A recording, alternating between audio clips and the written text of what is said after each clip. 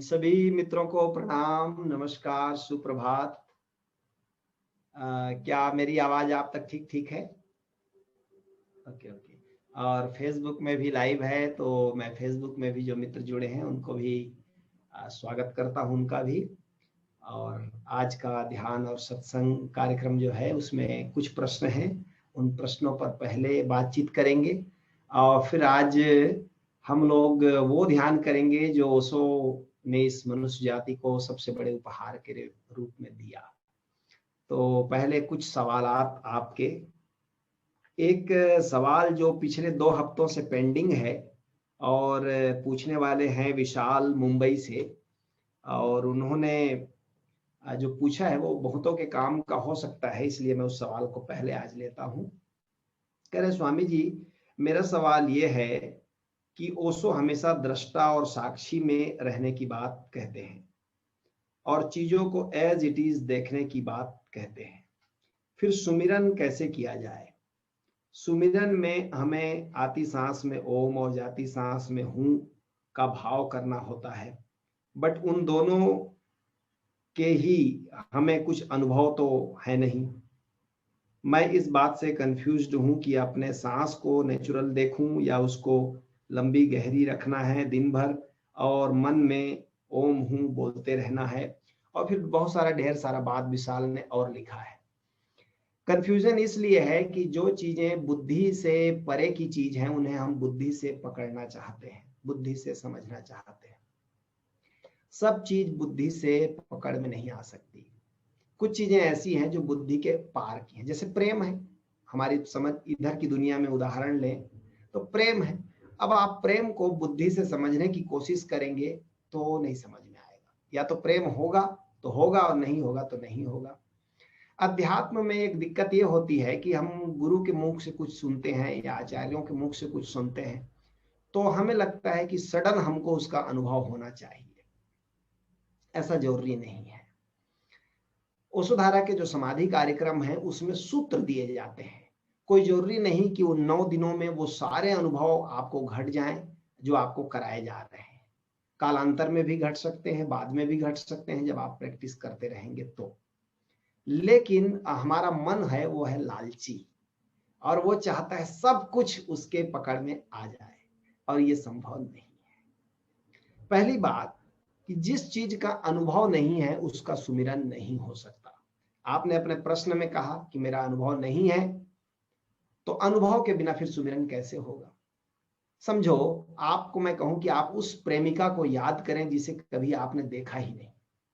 आप कहेंगे उसको कैसे याद करूं जिसको देखा ही नहीं है? ऐसे ही है, आध्यात्मिक अनुभव पहले होते हैं, फिर उस अनुभव को हम उस अनुभव के प्रति जागे रहते हैं, होश पूर्वक रहते हैं, उसको बार बार अपने चेतना में ले आते हैं, तो ये सुमिरन हुआ। एकदम सरल भाषा में मैं आपको बताता हूं। हमारे सदगुरु ने 4 जो सूत्र दिए वो बड़ा मजेदार है, उस पर मनन करना चाहिए। वो कहते हैं कि होने का केवल मजा लेना ध्यान है। जब आप खाली बैठे हैं, कुछ कर नहीं रहे हैं, और कुछ नहीं कर रहे का मतलब सारा अवेयरनेस अभी अपने पर है, सेल्फ पर है, ये ध्यान है। वो सेल्फ शून्य है, निराकार है, क्या है, अब मैं इस पर विस्तार से नहीं जाऊंगा। लेकिन आप सेल्फ के प्रति होने का मजा ले रहे हैं, केवल हैं और आनंदित हैं, ये ध्यान की अवस्था है। होने का मजा लेना ध्यान है। और कहते हैं करने का जो मजा लेना वो है साक्षी। जब आप किसी काम को करने का मजा ले रहे हैं, साक्षी कैसे होगा? आपने होने का मजा ले लिया, आपको पता है आप असल में कौन है, और उसके स्मरण के साथ संसार के कार्य का आनंद ले रहे हैं, तो ये साक्षी की भाव दशा है, साक्षी की दशा है। और फिर वो कहते हैं जीने का जो मजा लेना वो सुमिरन है।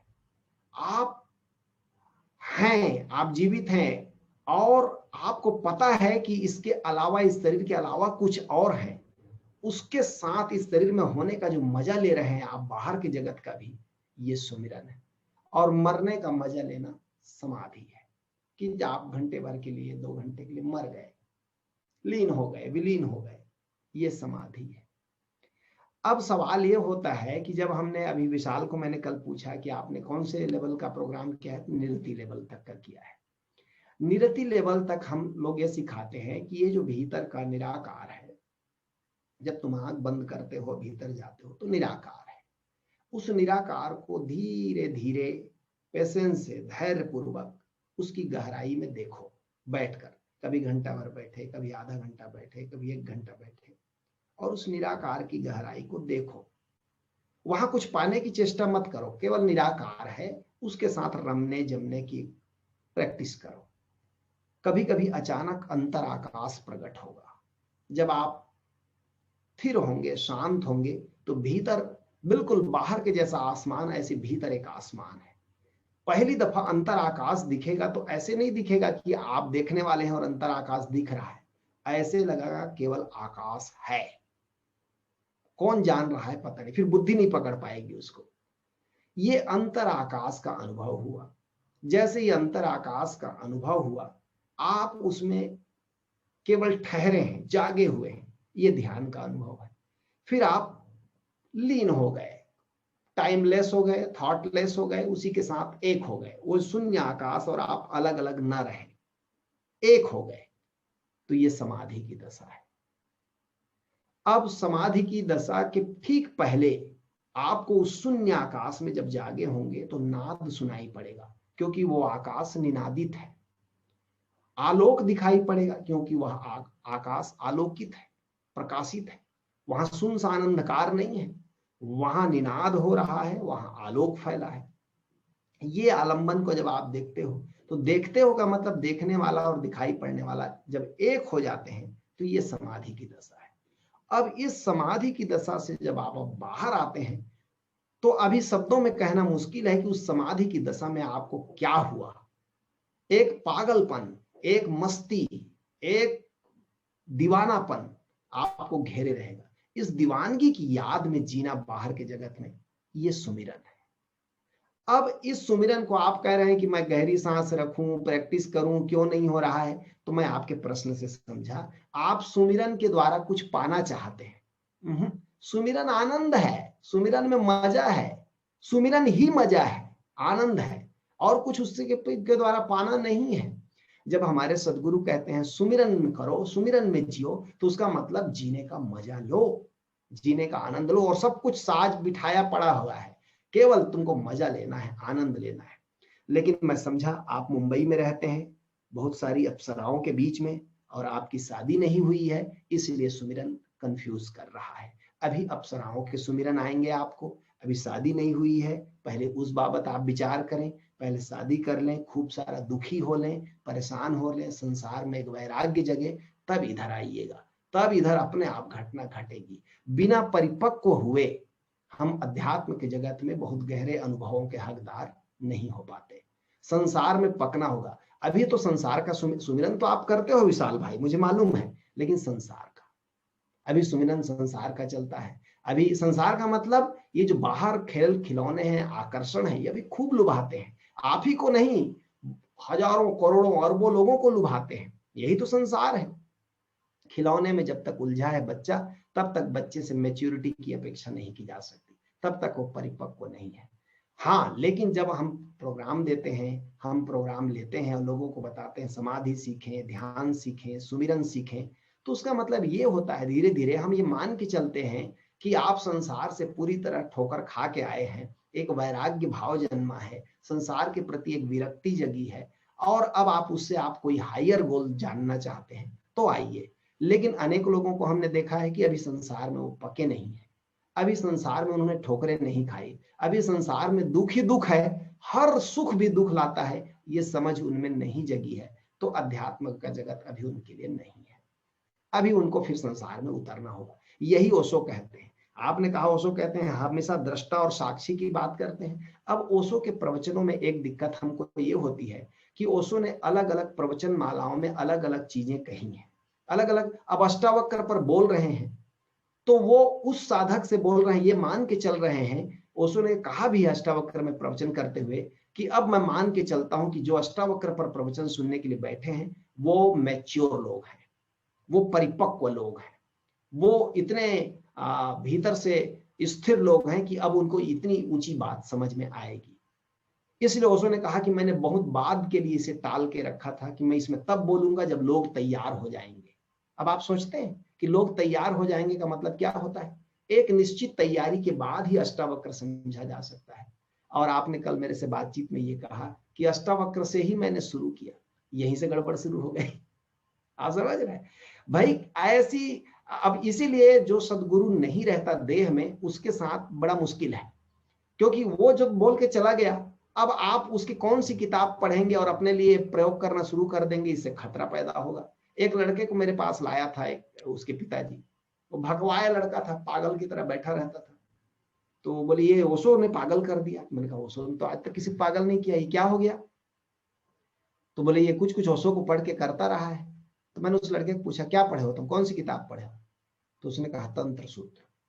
अब तंत्र सूत्र के प्रयोग हैं, गहरे ध्यान में जाने के प्रयोग हैं, अमन होने के प्रयोग हैं। कोई गुरु के बिना, कोई मार्गदर्शक के बिना सीधे उस विज्ञान को उसने छू लिया। तो ये तो ऐसे ही होगा जैसे केमिस्ट्री के लैब में आप चले जाएं, प्रयोगशाला में आप चले जाएं और इस रसायन से उस रसायन को मिला दें, उस रसायन से इस रसायन को मिला दें और भक से आग जल जाए और सब कुछ जल जाए और आप भकवाए बैठे हो। ऐसी हालत उसकी हो गई। मेरा कहना यह है कि कभी भी जीवित सदगुरु को डिनाई नहीं किया जा सकता। जीवित सदगुरु से ही पूछना होता है कि मेरे लिए क्या है। आप ये नहीं पूछते कि अध्यात्म क्या है, परमात्मा क्या है, ये कभी नहीं पूछना चाहिए। पूछना चाहिए मेरे लिए क्या सूटेबल है, आप मुझको बताओ मुझे क्या करना है। अब विशाल मुझको पूछते कि सुमिरन उमिरन की बात हटाइए, मेरे लिए क्या है, मुझे क्या करना है आप बताइए, तो मैं कहता पहले शादी करो। अभी दुखी तो नहीं हो तुम, पहले दुखी तो हो जाओ, मुंबई में रहकर थोड़ा दुखी होना तो सीखो। हाँ, जब दुख होगा तब व्याकुल होगा मन, तब फिर सुमिरन और समाधि और दृष्टा और साक्षी की बात करेंगे। इसलिए अभी मजाक भी कर रहा हूँ विशाल से, क्योंकि ज्यादा आत्मीयता है इसलिए। लेकिन आप समझना कि एक निश्चित परिपक्वता के बिना हम बहुत आगे की चीजों को नहीं समझ सकते। हम अपेक्षा करते हैं कि आप परिपक्व बने और अनुभव करें संसार को भी, इसलिए जल्दी से टूट के संसार से बाहर नहीं आ जाना है। अब मैं आपको एक गीत सुनाऊंगा जिसमें 3 परिभाषा जो मैंने की है, सदगुरु ने उसको गीत बनाया है, बहुत सुंदर। आप उस गीत को आंख बंद करके ध्यान से सुनिएगा। ध्यान क्या है, समाधि क्या है और सुमिरन क्या है, ये हम सब के काम की चीज है। इसलिए सब लोग सुनिएगा और एक एक लाइन में गीत में कैसी परिभाषा की है बहुत ध्यान से सुनिए। फिर एक आध लाइन कहना होगा तो मैं कहूंगा, और नहीं तो फिर आगे प्रश्नों पर बढ़ेंगे। तो मैं तेजस्वी से निवेदन करूंगा वो गीत भगवान शिव वाला चला दें, बोले शंकर सुनो भवानी।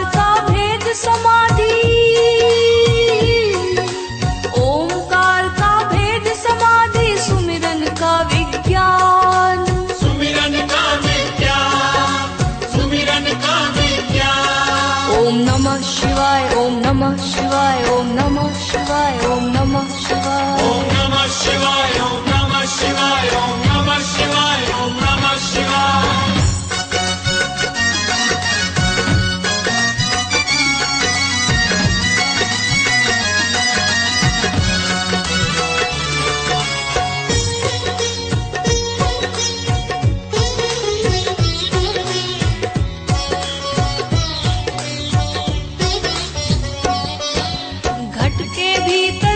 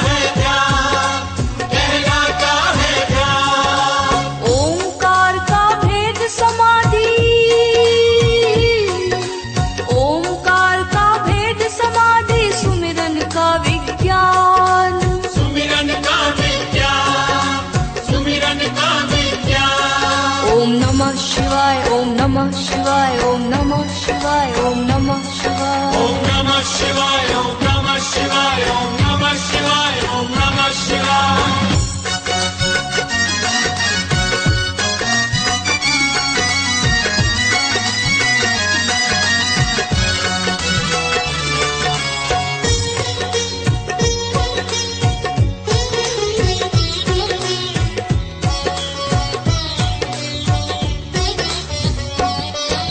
निराकार में गूंज रहा है ओंकार का गीत, ओंकार का गीत सुमिरन कहलाता उसका ही श्रवण लगा कर चित्त, श्रवण लगा कर चित्त निराकार में गूंज रहा है ओंकार का गीत, ओंकार का गीत सुमिरन कहलाता उसका ही श्रवण लगा कर चित्त, श्रवण लगा कर चित्त श्रवण लगा कर चित्त, श्रवण लगा कर चित्त श्रवण लगा कर चित्त श्रवण लगा कर चित्त श्रवण लगा कर चित्त ओंकार का भेद समाधि, ओंकार का भेद समाधि सुमिरन का विज्ञान, सुमिरन का विज्ञान सुमिरन का विज्ञान ओम नमः शिवाय ओम नमः शिवाय ओम नमः शिवाय ओम नमः शिवाय ओम नमः शिवाय ओम नमः शिवाय चलने दे चलने दे।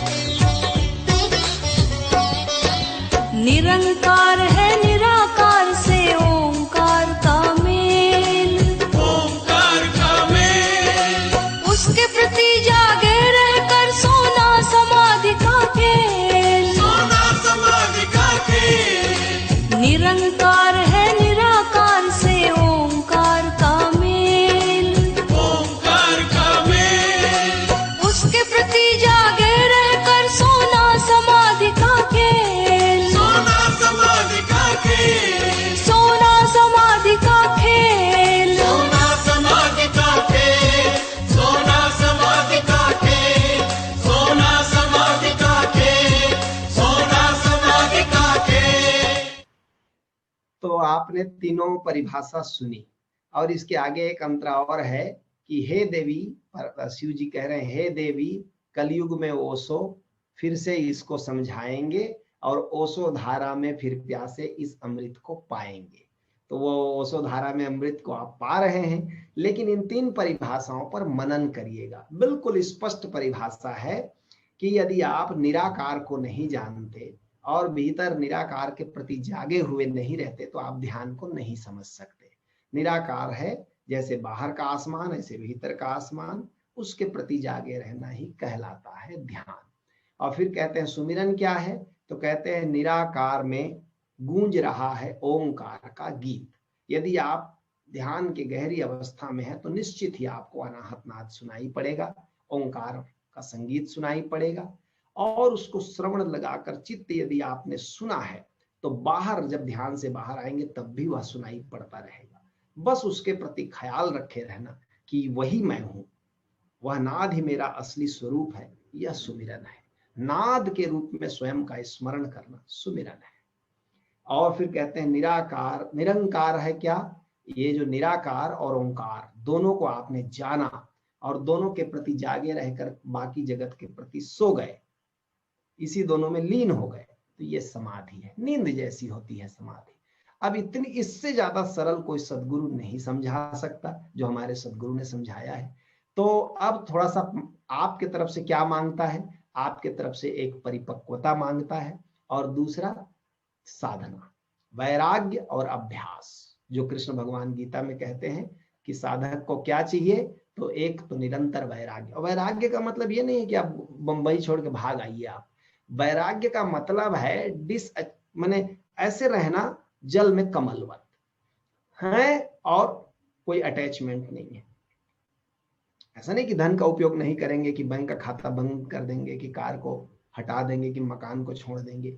सब रहे, सबका उपयोग करें, लेकिन उसी में अपना टाइम नियोजन, सोच विचार न करें। बस इतनी सी बात है। तो अब ये मैं समझता हूँ विशाल का विशाल ढंग से मैंने उत्तर दिया है। अब इससे ज्यादा और विशाल ढंग से उत्तर नहीं दिया जा सकता। मनोज जी ने पूछा है रामगढ़ से, झारखंड से, कह रहे हैं कि स्वामी जी, गुरु का अपने जीवन में आने से, उनके कृपा से जीवन का क्या क्या रूपांतरण होता है? ऐसा होता है तो आपका और आचार्यों और शिष्यों का उदाहरण प्रस्तुत करें। मनोज जी मेरे मित्र हैं और ऐसे प्रश्न पूछते हैं जैसे हम लोग कॉलेज में पूछते हैं कि गुरु की विशेषताएं बताइए, 100 उदाहरण समझाइए, 5 नंबर का प्रश्न इस टाइप का समझिए। ये तो कॉलेज में हम लोग पूछते हैं। देखिए, ये तो अनुभव करने की बात है कि भाई गुरु के आने से सब बदल जाता है। पूरा सोचने का ढंग बदल गया, जीने का ढंग बदल गया। पहले सारा ढंग ढांचा मटेरियलिस्टिक था, पदार्थोन्मुखी था। गुरु जी के आते ही सब चैतन्य उन्मुख हो गया। और देखिए, गुरु क्या बदलता है? आपके शरीर को थोड़ी बदलता है, मन को बदलता है। और मन एक ढांचे में पहले से बना हुआ बैठा हुआ है। मन को हमारे शिक्षकों ने, हमारे माता पिता ने, हमारे किताबों ने, हमारे टेलीविजन ने एक ढांचा दे दिया था। इस ढांचे को लेकर के हम संसार में जी रहे थे और दुखी हो रहे थे, परेशान हो रहे थे। फिर गुरु जी ने कहा कि ये ढांचा ठीक नहीं है, ये ढांचे में इसको जरा इस ढंग से देखो कि जरा ध्यान में डूबो, समाधि में डूबो, सुमिरन में डूबो। और तब देखने का ढांचा बदल गया कि चैतन्य ही असली बात है, पदार्थ असली बात नहीं है। बस चैतन्य ओरिएंटेड हुए आप, चैतन्य को आपने जानना शुरू किया और गुरु की कृपा बरस गई। यदि आप सोचें कि गुरु को कुछ करना पड़ता अपने शिष्य के लिए एक्टिवली, तो गुरु परेशान हो जाएंगे, फिर वो जी ही नहीं पाएंगे। गुरु को कुछ करना नहीं पड़ता, गुरु का होना पर्याप्त है। आप ही उसके प्रेम में पड़ जाते हो। जब आप उसके प्रेम में पड़ जाते हो तो गुरु बदलता है कहना ठीक नहीं। गुरु के प्रति जो प्रेम है, भाव है, झुकने की कला है, वही आप में बदलाहट ले आता है। और इसलिए फिर आप गुरु को धन्यवाद देते हो कि आपने झुकने का मुझे मौका दिया। आप सहारा बने। सहारा केवल वो इतना बने कि वो बैठे रहे कि चलो झुकना है झुक जाओ, मैं थोड़ा बैठा हूं। ये काम कर जाता है वास्तव में। इसीलिए तो भगवान बुद्ध के धर्म में ना परमात्मा की जरूरत है, ना आत्मा की जरूरत है, किसी की जरूरत नहीं। वो कहते केवल झुकने की कला आ गई तो भी पर्याप्त है, बात बन जाएगी। लेकिन 99% लोगों के लिए कठिन है। उनको कोई आलम्बन चाहिए तो सदगुरु आलम्बन बन जाते हैं कि चलो ठीक है। फिर तो एक समय आएगा जब आप परिपक्व, अतिशय परिपक्व होंगे, तो गुरु जी कहते हैं कौन गुरु और कौन चेला। को ठाकुर को दासारे, नामदेव जी ने एक पद लिखा है कि इस जगह आकर के पता चलता है को ठाकुर को दासारे। आप अपने को फिर शिष्य नहीं मानते, फिर गुरु के ही आप एक्सटेंशन है। शरीर तो आप है ही नहीं, फिर वो मन भी नहीं रहा, तब फिर गुरु में और आप में क्या भेद रह जाता है? तब वो जो प्रेम होता है वो असली प्रेम है। फिर वो प्रेम पैसिव प्रेम है, फिर वो एक्टिव प्रेम नहीं है कि तुम्हें तेरे बिना जी ना पाऊंगा, ऐसी वाली बात नहीं है। फिर तो आप जानते हैं कि न गुरु कहीं गया है, न शिष्य कहीं गया है, न कहीं कोई आ जा सकता है। फिर तो आप न केवल गुरु के प्रति, पूरे जगत के प्रति एक प्रेम से भर जाते हैं। निश्चित ही उनके आने से सारा रूपांतरण हो जाता है, लेकिन वह रूपांतरण बुनियादी रूप से मन का है।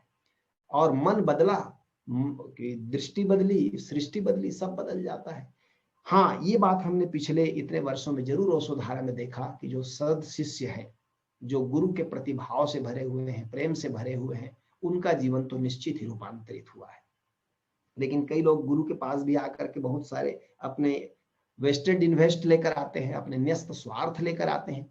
अब उनको देखकर आप गुरु का अंदाजा लगाएंगे तो फिर गड़बड़ हो जाता है। फिर वो तो नहीं बदलेंगे, फिर वो तो अपने स्वार्थ के लिए जुड़े रहते हैं। और जैसे उनके स्वार्थ पूरा होगा तो वो अपनी कुनबा अलग करेंगे, अपने ढंग ढांचे अलग कर लेंगे, गुरु के विपरीत हो जाएंगे।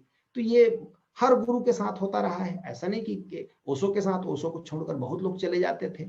जैसे ही ओशो ने कुछ एक बोला, ओशो तो कहते थे कि मैं छांटने का मेरे पास उपाय है, मैं सबको अपने पास रहने नहीं देता, अनवांटेड लोगों को छांट देता हूं। जरा उनके खिलाफ बोला और भागे, एक मतांतर हुआ और भागे। तो सदगुरु लोग कई डिवाइस उपयोग करते हैं कि उनके पास अनावश्यक भीड़ मत हो, जो अनवांटेड लोग हैं मत हो, केवल जिज्ञासु, प्यासे, मुमुक्षु लोग हों।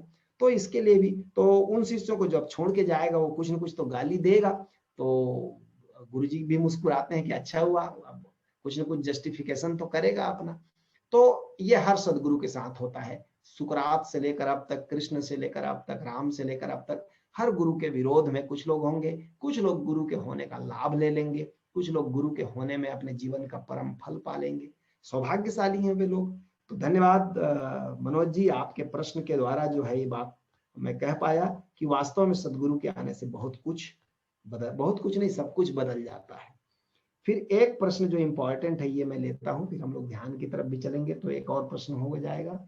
कह रहे हैं एक तो रीति ने पूछा है ऑस्ट्रेलिया से।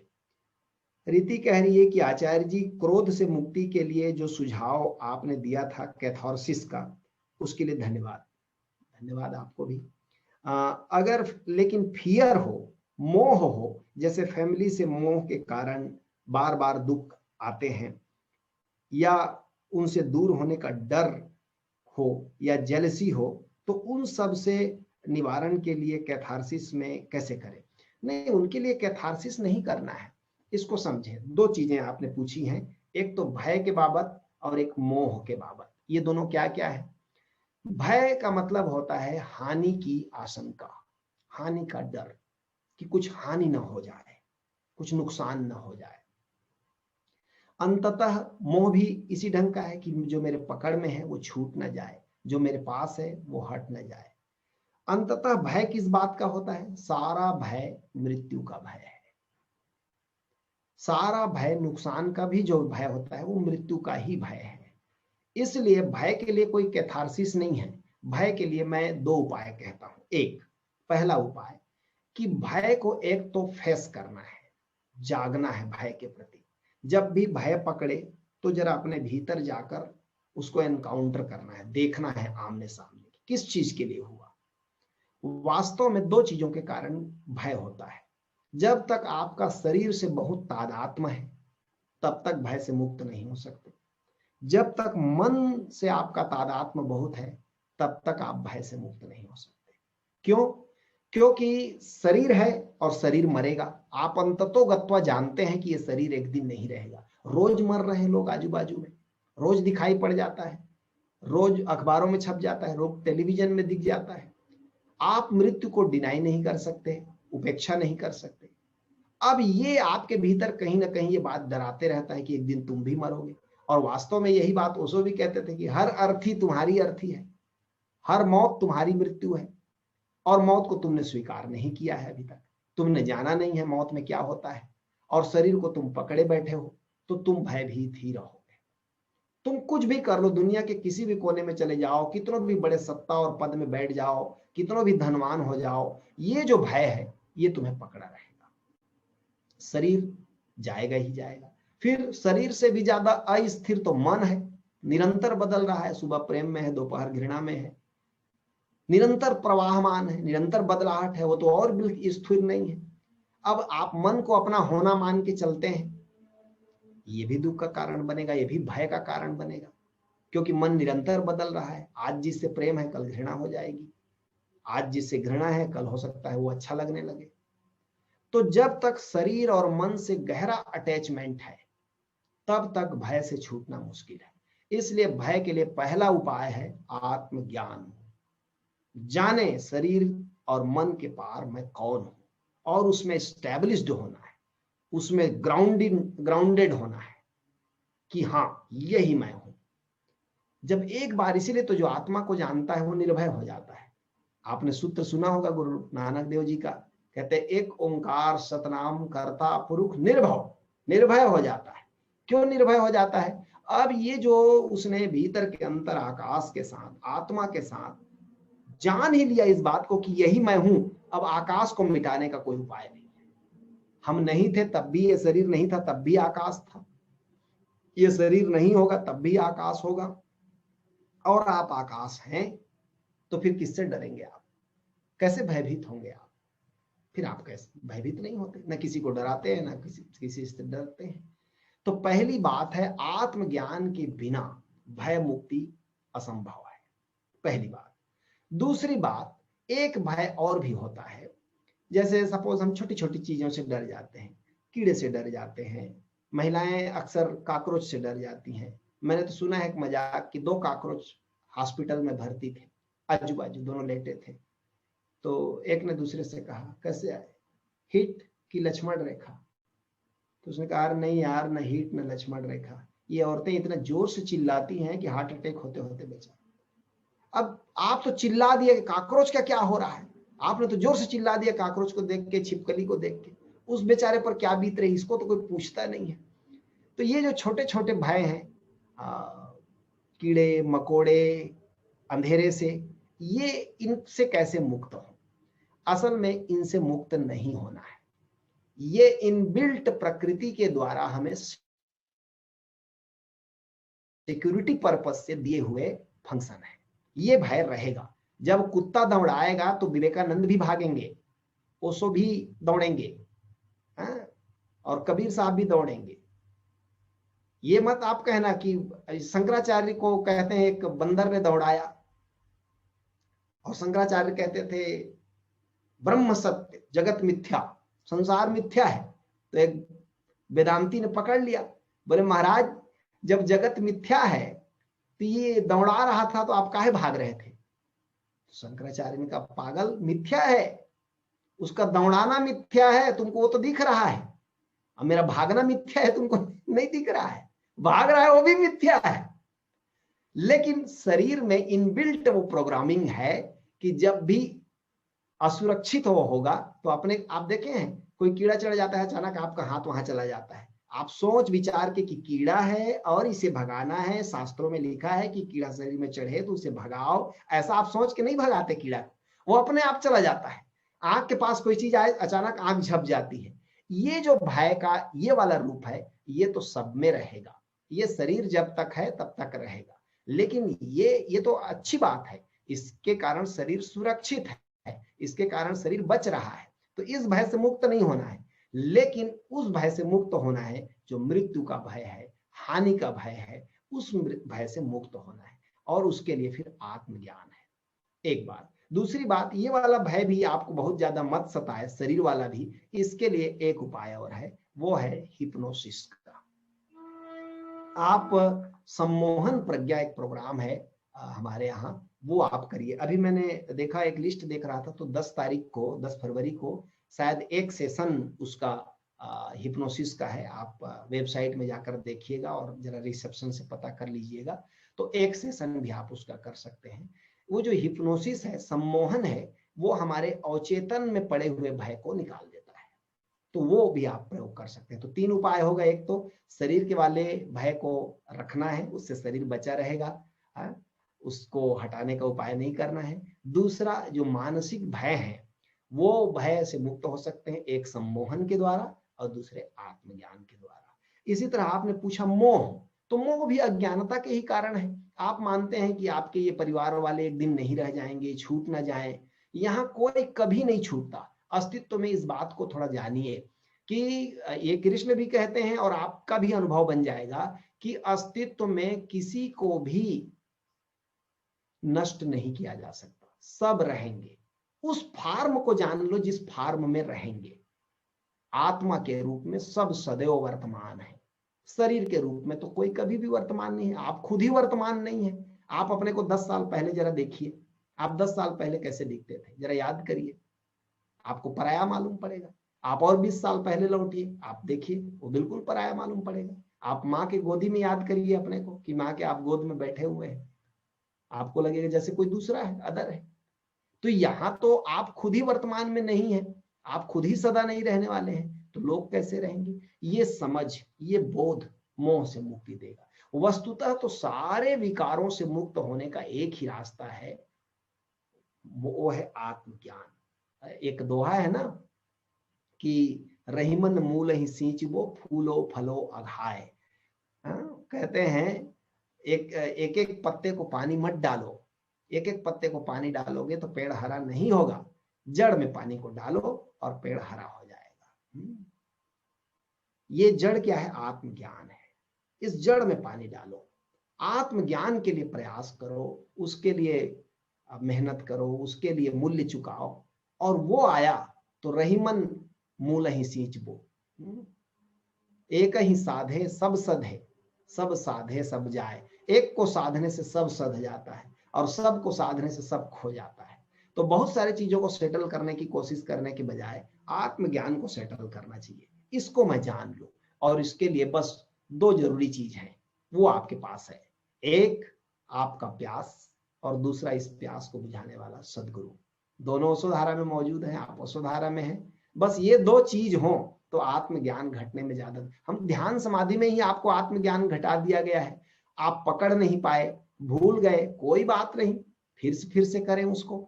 देखिए, ये कोई ऐसी चीज नहीं है कि एक ही बार में हो जाए। कहते हैं, तुलसीदास जी ने लिखा कि मैं बच्चा था, जब छोटा बच्चा था तो मेरे गुरु ने मुझे राम नाम का ज्ञान दिया।